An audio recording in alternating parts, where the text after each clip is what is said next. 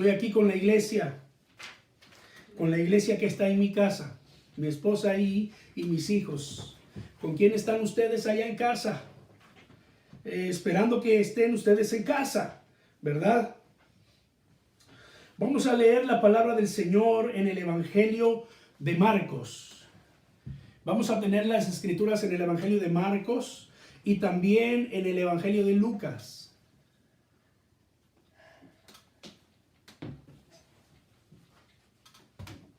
Marcos capítulo 11, de los versículos 1 al 11, vamos a leer toda esa sección y también luego vamos a leer en Lucas, en un poquito más adelante.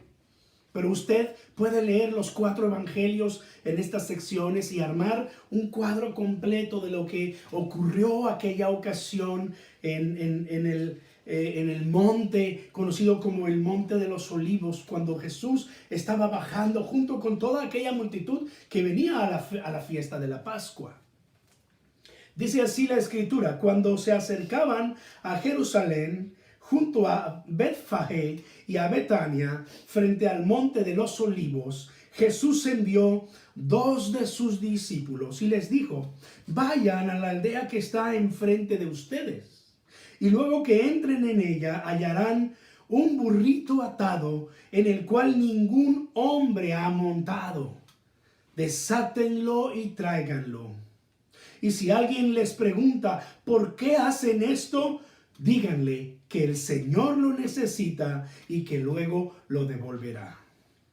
Fueron y hallaron aquel burrito atado afuera de la puerta en el recodo del camino y lo desataron. Uno de los que estaban allí les dijeron: ¿qué hacen desatando este burrito? Ellos entonces les dijeron como Jesús les había mandado y los dejaron. Y trajeron el burrito a Jesús y echaron sobre él sus mantos y se sentó sobre él. También muchos tendían sus mantos por el camino y otros cortaban ramas de los árboles y las tendían por el camino. Y los que iban delante y los que venían detrás daban voces diciendo: Hosana, bendito el que viene en el nombre del Señor. Bendito el reino de nuestro padre David que viene. Hosana en las alturas. Y entró Jesús en Jerusalén y en el templo, y habiendo mirado alrededor las cosas, como ya anochecía, se fue a Betania con los 12. Este es el pasaje del Evangelio de Marcos que nos narra lo que conocemos como la entrada triunfal, lo que conocemos como la entrada en aquella mañana de domingo cuando Jesús fue aclamado por la multitud. Nosotros vemos aquí algunas cosas interesantes y yo quiero compartir con ustedes 3 solamente. Encontré 5 cosas que quiero compartir, pero voy a dejar 2 para la semana, para trabajar en algunos devocionales en video y compartirlos con ustedes a través de estos mismos canales. Así que solamente quiero compartir con ustedes esta mañana 3 de ellos a la luz de las escrituras, y que reflexionemos y que encontremos enseñanza para nosotros en este tiempo actual. Nosotros leímos en los días anteriores que Jesús estuvo anunciando a sus discípulos a modo de instruirlos: es necesario que el Hijo del Hombre sea entregado en mano de pecadores. ¿Se acuerdan? En 3 veces por lo menos Jesús le dijo a sus discípulos la necesidad de que Él tenía que ser entregado, que ser traicionado, que padecer sufrimiento en mano de los fariseos y los escribas y en mano de los gentiles, y morir y resucitar al tercer día. Y ocurrían cosas. Jesús se transfiguró frente a ellos allá en el famoso monte de la transfiguración. Jesús les preguntó: ¿quién dice la gente que soy? Pedro, por el Espíritu Santo, respondió: tú eres el Cristo, el Hijo del Dios viviente, tú eres el Mesías prometido. Y Jesús todas esas veces les dijo: no lo digan todavía, no se lo digan a nadie. ¿Recuerdan? todavía no había llegado su hora. Recuerdo cuando convirtió el agua en vino y él le dijo a su madre: ¿qué tienes conmigo, mujer? Aún no ha llegado mi hora. La idea de esto es que varias veces Jesús estuvo a punto de ser tomado por la gente para cargarlo en hombros y meterlo a Jerusalén, con la idea de que la gente tenía que era el tiempo de derrocar al gobierno romano, sacar al gobierno romano y recuperar el reino de Israel. Pero Jesús se escapaba de ellos y Jesús decía: todavía no ha llegado mi hora. Pues bueno, en esta entrada a Jerusalén, en esta entrada triunfal, Jesús está diciendo, en otras palabras: ha llegado mi hora. El tiempo ha llegado. La última vez que le anuncia a sus discípulos que él tenía que morir y que iba a resucitar al tercer día, de hecho literalmente les dijo: vengan, vamos ya, vamos a Jerusalén. Era el tiempo. Lo primero que vemos en estos versículos de la entrada triunfal es que fue el cumplimiento de una profecía.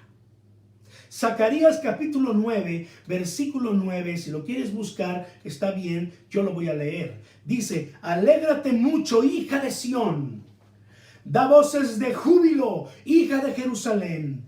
He aquí tu rey vendrá a ti, justo y salvador, humilde y cabalgando sobre un asno, un pollino, hijo de asna, un burrito, hijo de asna. Esta es la profecía de Zacarías. Para Mateo, cuando tú lees el pasaje de Mateo, para Mateo el cumplimiento de la profecía era una prueba más de que Jesús era el Mesías. Para Marcos, poner esta parte de la profecía en su narración, como fue vivido en ese tiempo, también es una señal de que Jesucristo es el Hijo de Dios. ¿Recuerdas cómo empieza el Evangelio de Marcos? Que este es el Evangelio de Jesucristo, el Hijo de Dios. El propósito de Marcos era ese. Y esta profecía nos muestra que Jesús es ese Mesías prometido. Juan, cuando tú lees este pasaje en el Evangelio de Juan, dice que los apóstoles en ese tiempo no asociaron la profecía con Jesús. En ese tiempo, como decimos en México, no les cayó el 20. Pero después, dice Juan, pero cuando Jesús fue ascendido al cielo, entonces ellos asociaron esta escritura con Jesús. Para nosotros, el cumplimiento de la profecía de Zacarías nos asegura que Jesús es quien dijo que era. En todo su ministerio terrenal, él se la pasó declarando que él era el Hijo de Dios, que creyeran en él, que el reino de los cielos había venido, que él era Emmanuel, Dios con nosotros. A la samaritana le dijo literalmente: yo soy. Y para nosotros esta profecía significa que podemos creer confiadamente que Jesús es quien dijo que Él es. Hay que tener cuidado. Sí, el mundo, la escuela, los maestros que no creen en Dios van a insistirnos, le van a insistir a nuestros hijos: Dios no existe. Dios es un invento de los hombres. Jesucristo fue solo un iluminado. Jesucristo fue un profeta más. No, Jesucristo es el Hijo de Dios, Emmanuel, Dios con nosotros, y su palabra nos asegura que Él es Dios. Así que tú y yo podemos adorar a Jesús porque Él es Dios y que nada te mueva de tu fe. Si tú crees en Jesucristo hoy, debes saber que tienes una base firme en tu fe. Jesús es el Hijo de Dios que vino a dar su vida por nosotros para salvarnos del poder del pecado y para darnos vida eterna. ¿Lo crees? Confiésalo con tus labios. Pero hay algo más en esta profecía. Jesús entró en un burrito y no entró en un caballo. Que Jesús haya entrado en un burrito y no en un caballo, como se supondría que fuese, por ser una entrada triunfal, como se le ha llamado tradicionalmente. Antes, en el pasado, cuando los reyes, cuando los grandes capitanes, los gobernantes regresaban de una conquista y entraban a su pueblo, entraban cabalgando en su caballo como señal de autoridad. Pero aquí Jesús entra en un burrito. Esto solamente significa una cosa. Esto hablaba de su carácter manso y humilde. Y no solamente hablaba de su carácter manso y humilde, pero también hablaba de su misión. La misión de Jesús. Él dijo en una ocasión: aprendan de mí que soy manso y humilde. En otra ocasión dijo: yo no vengo para ser servido, sino ¿para qué? Para servir y para dar la vida en rescate por muchos. Le dijo a Pilato: mi reino no es de este mundo. Pedro le dijo: Señor, no puedes ir a Jerusalén, nada de esto te acontezca. Y Jesús le dijo: hazte a un lado, quítate de delante de mí, Satanás, porque tienes tus ojos puestos en las cosas de los hombres y no en las cosas de Dios. Sí, los hombres estaban pensando en un reino político. Jesús estaba pensando en el reino espiritual que se inauguraba con su venida. El reino de los cielos. Jesús, el rey de nuestros corazones. Él vino para servir y no para ser servido. No le interesaba derrocar al gobierno romano, sino reinar en sus corazones y transformarlos. La entrada de Cristo en un burrito contrasta con la segunda venida de Jesucristo, con su segunda venida. Apocalipsis 19:11 dice que vendrá montado en un caballo blanco. ¿Qué significa eso para nosotros?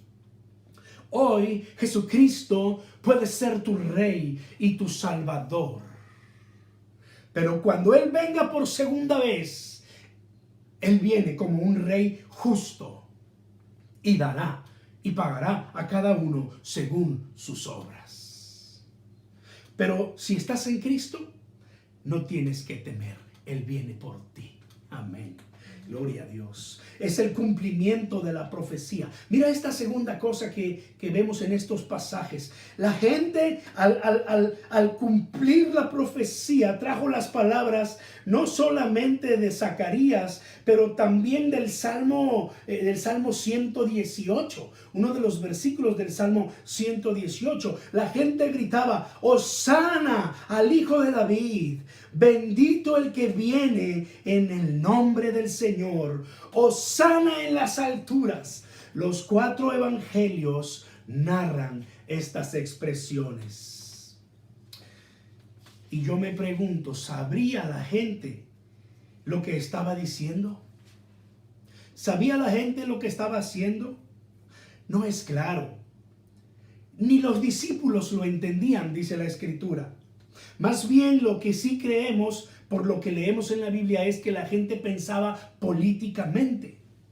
Ellos pensaban: aquí viene nuestro rey, el rey prometido en las Escrituras, y ahora es el tiempo. Vamos a palacio de Herodes, vamos a sacar a los romanos, vamos a retomar el reino. Pero nada de esto estaba por acontecer. Pero esto es lo que vemos. Jesús ahora permite que se grite a los 4 vientos. Es que había llegado su hora. Era el momento. Antes le pedía a sus discípulos y a la gente: no le digan a nadie. Pero ahora que todo mundo sepa que Él es el Mesías. Ahora hay que gritarlo a los 4 vientos. Ahora aquella confesión hecha en privado a la mujer samaritana en Juan 4:25 estaba siendo publicado. Aquella mujer dijo: cuando venga el Mesías prometido, Él nos aclarará todas las cosas. Y Jesús le dijo en lo personal: yo soy el que habla contigo. Imagínate esa revelación tremenda. Transformó la vida de aquella mujer. En otra ocasión, en Juan 6:14, también unos hombres dijeron: el profeta que ha de venir. Bueno, pues ahora Jesús está diciendo, al permitir estos cantos, estos hosanas, Estos bendito el que viene en el nombre del Señor.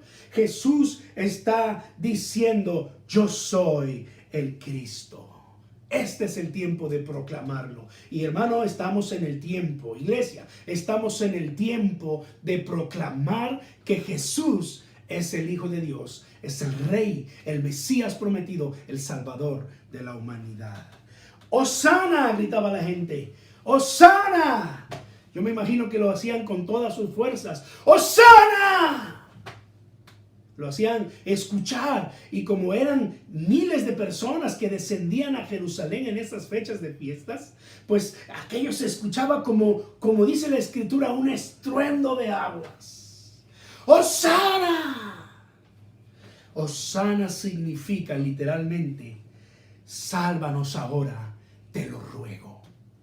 Era un ruego de salvación. Eso es lo que dice el Salmo 118. Hosana, sálvanos. Era uno de los cánticos normales que el pueblo cantaba cuando entraba a Jerusalén, cuando venía a las fiestas en aquellos tiempos antiguos. Era un cántico mesiánico. Era un cántico que declaraba la necesidad de ser salvos por el Rey. Pero ¿sabes qué? Este es un clamor que sigue teniendo valor actual. No solamente clamamos por salvación, no solamente clamamos por ayuda, por protección, por liberación, pero en este tiempo, en esta cuarentena en la que estamos, es un clamor de sanidad. Sálvanos ahora, sánanos ahora, Hosana. Hosana, te lo ruego, sálvanos ahora, te lo ruego. Hosana, Hijo de David, sálvanos ahora, te lo ruego. Bendito Él que viene en el nombre del Señor.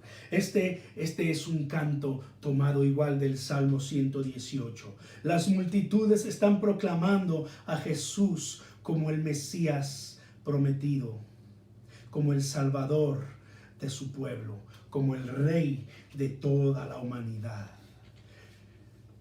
Pero hay algo interesante, y no voy a abundar mucho hoy en esto porque lo quiero compartir en la semana. Cuando leemos el Evangelio de Lucas nos habla un poquito más en detalle acerca de esto, y Mateo también nos da esta información, porque sitúan esta parte de bendito el que viene en el nombre del Señor en un momento diferente, en un momento en el que Jesús está llorando por Jerusalén. Vamos a hablar de eso en un momento. Pero después de llorar por Jerusalén, por no entender el tiempo de Dios, el día del Señor, por no entender que había llegado su día de salvación, Jesús llora por la ciudad. Pero entonces, después de llorar por la ciudad, Jesús dice, porque vendrá el día en el que tú vas a escuchar, bendito el que viene en el nombre del Señor. ¿Sabes qué está refiriéndose Jesús ahí? A su segunda venida. A su segunda venida. El día que tú y yo le veamos venir en las nubes, cabalgando en su caballo blanco, para reunir a todos sus escogidos de los 4 puntos de la tierra, de todas partes, y levantarlos y llevarse a su pueblo, a la Nueva Jerusalén. Ese día también se va a decir, bendito el que viene en el nombre del Señor. Gloria a Dios. Hablaremos de esto en la semana, pero ahora déjame terminar con el llanto de Jesús por Jerusalén. El Evangelio de Lucas es el único en situar el lloro de Jesús sobre Jerusalén en la entrada triunfal. Entonces vea Lucas conmigo, por favor, en el capítulo 19, y vamos a leer el capítulo 19, versículo 28 en adelante. Esta será una lectura un poco larga, pero la palabra de Dios tiene poder para nosotros. Dicho esto, iba adelante subiendo a Jerusalén, y aconteció que, llegando cerca de Betfagé y de Betania, al monte que se llama de los Olivos, envió 2 de sus discípulos diciéndoles, vayan a la aldea de enfrente, y al entrar en ella hallarán un pollino atado, un burrito, en el cual ningún hombre ha montado jamás. Desátenlo y tráiganlo. Y si alguien les pregunta por qué lo desatan, les responderán: porque el Señor lo necesita. Fueron los que habían sido enviados y hallaron como Jesús dijo. Y cuando desataban el burrito, sus dueños le dijeron: ¿por qué desatan el pollino? Ellos dijeron: porque el Señor lo necesita. Y lo trajeron a Jesús. Y habiendo echado sus mantos sobre el burrito, subieron a Jesús encima, y a su paso tendían sus mantos por el camino. Cuando llegaban ya cerca de la bajada del monte de los olivos, toda la multitud de los discípulos, gozándose, comenzaron a alabar a Dios y a grandes voces por todas las maravillas que habían visto, diciendo: bendito el Rey que viene en el nombre del Señor, paz en el cielo y gloria en las alturas. Entonces algunos de los fariseos de entre la multitud le dijeron a Jesús: Maestro, reprende a tus discípulos. Él respondiendo les dijo: les digo que si ellos callan, las piedras clamarán. Y cuando llegaron cerca de la ciudad, al verla, lloró sobre ella, diciendo: oh, si también tú conocieses, a lo menos en este tu día, lo que es para tu paz, mas ahora está encubierto de tus ojos.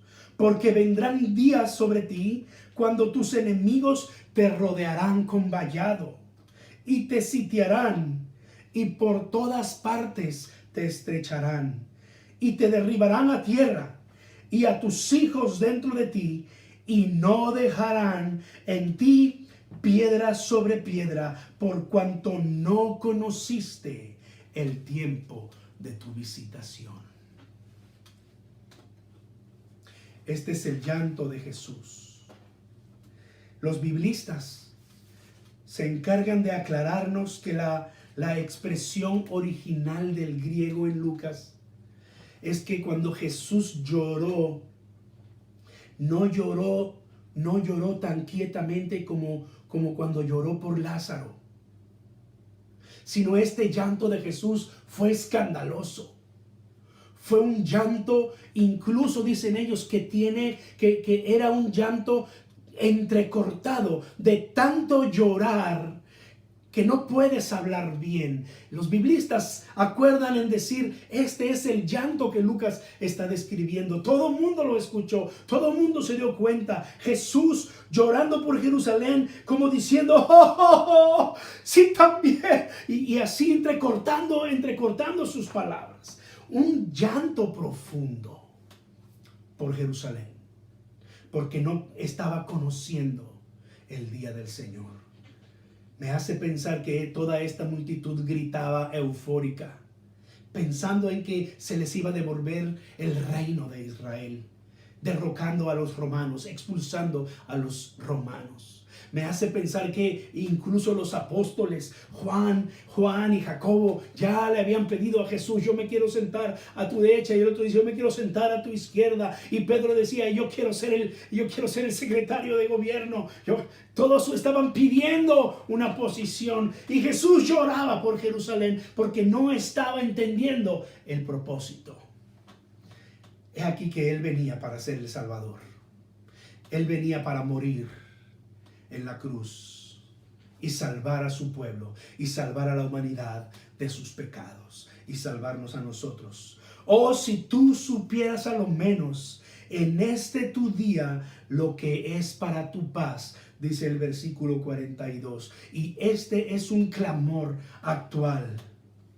Nuestra ciudad, nuestro país, este mundo parece no estar entendiendo las señales que están ocurriendo entre nosotros. No están entendiendo que hay momentos como estos que son tiempos de buscar a Dios y de comprometerse con Dios. Son momentos en que Dios nos está mostrando que se acerca el final. Son momentos en los que deberíamos ponernos a cuentas con Dios, pero la gente está en pecado. La gente está indiferente. Mi oración sincera es que al final de todas estas cosas la gente siga en ese clamor. Hoy en día, hasta en los canales de televisión, escuchas a la gente decir: vamos a orar. Sí, Dios, clamemos a Dios. Sí, Dios, y Dios por todas partes. Pero quiero ver después que todas estas cosas pasen y cuando las cosas se normalicen. Porque es ahí cuando nosotros debemos entender que Dios ha mandado estas cosas para que entendamos que necesitamos de Él. Tenemos que decirle esto a la gente con mucho cariño. Sí, no señalando, pero con cariño, con amor, pero con la autoridad de la palabra de Dios. Entiende lo que está pasando y entrégate a Dios. Busca a Dios. Este es el tiempo. Ya no te quedes dormido. Este es el tiempo de buscar a Dios. Mi oración es que mantengamos este fuego aún pasando todas estas cosas.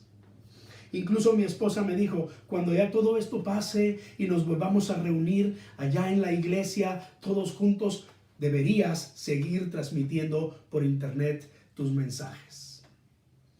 Y creo que es buena idea. Hay que prepararnos, hay que comprar un poco más de equipo para poder hacerlo, porque creo que es tiempo y es necesario que lo hagamos. Sí, para que muchos más puedan tener acceso a la palabra del Señor. Si tú supieras a lo menos en este tu día lo que es para tu paz. Pero luego el clamor de Jesús sigue diciendo, versículo 43 y 44, porque vendrán días sobre ti. Esta declaración de Jesús se cumplió literalmente en el año 70 después de Cristo. Ya los discípulos se habían esparcido por muchas partes. Muchos de ellos habían muerto. El apóstol Pablo, el apóstol Pedro, según los cálculos, estarían recién que habían muerto. Y entonces Roma sitia Jerusalén, esto en el año 70, y no solamente la sitia, pero empieza a matar a sus ciudadanos, hasta que finalmente entra a la ciudad, destruye el templo, destruye la ciudad y destruye las murallas. Literalmente se cumplió lo que Jesús estaba declarando esta ocasión. Y no se ha reconstruido por totalidad hasta el día de hoy. Solamente tenemos por ahí una porción del muro. Solamente tenemos por allí la ciudad que está empezando a ser reconstruida como era en la antigüedad.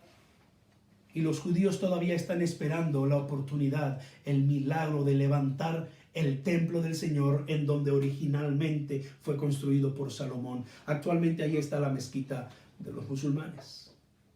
Pero solo es cuestión de tiempo.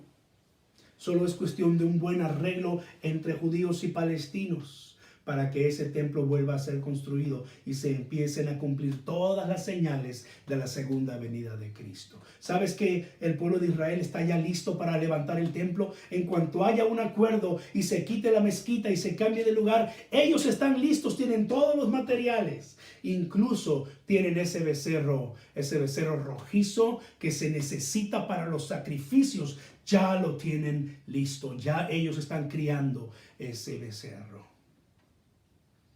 ¿Qué significa para nosotros?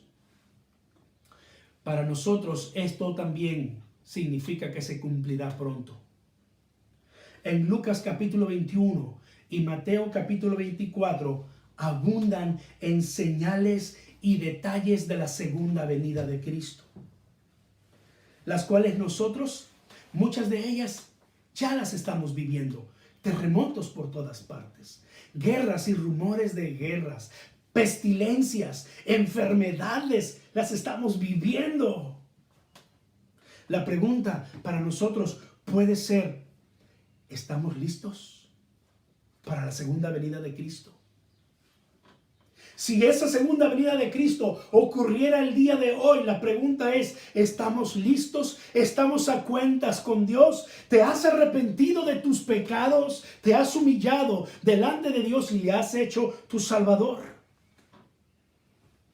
Si no es así, si te sientes inseguro, hoy es un buen día. Hoy es el día de tu salvación. No lo dejes pasar.